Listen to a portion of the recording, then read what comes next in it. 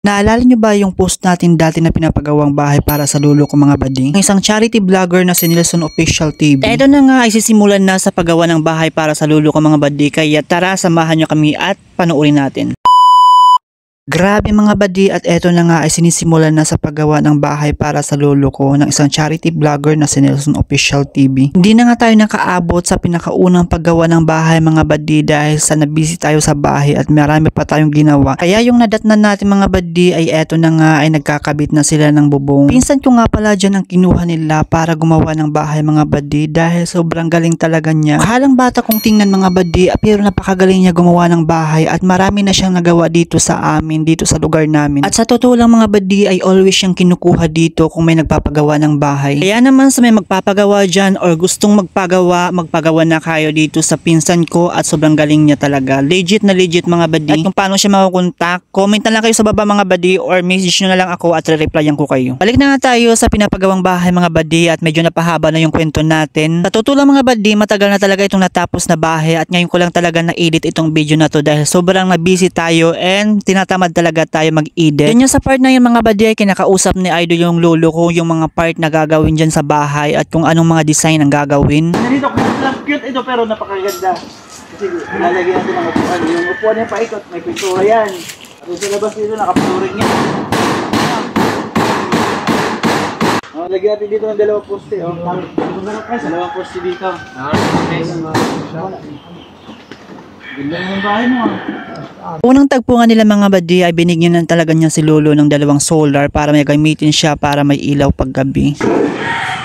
Wala akong ano dyan. Hindi po yung galing sa akin. Yung piso wala ako dyan. Yung sa akin lang, yung kapagalan ba, yung pagod, pupunta ng bayan para buka ng pagkalis. Ito po ay kusa ko rin ginagawa para sa pagtulong. Para sa pagtulong sa ating mga kababayan dito sa Samar. Kaya padayon na, patuloy tayo ng tutulong sa ating mga kababayan dito sa Samar. Marami sa tinutulungan na vlogger, hindi lang ako.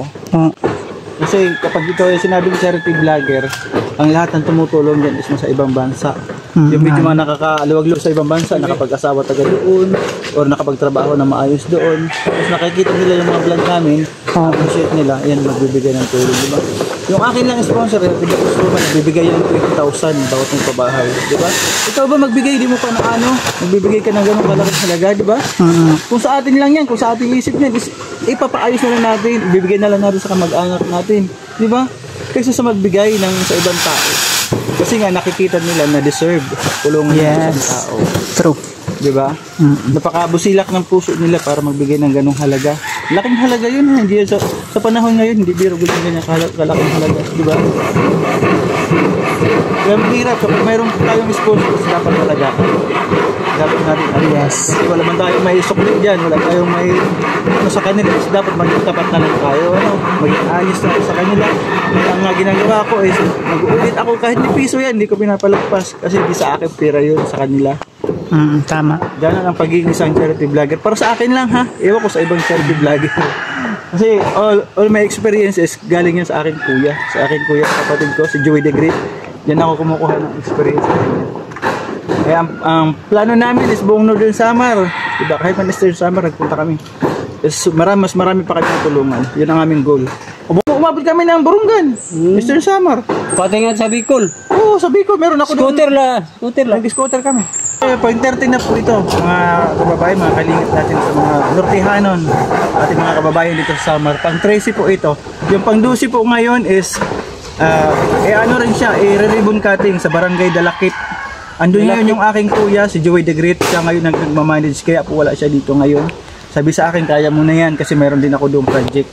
Ayun, pa-support po ng aking page, si Nelson TV Official sa YouTube po, tapos sa Facebook.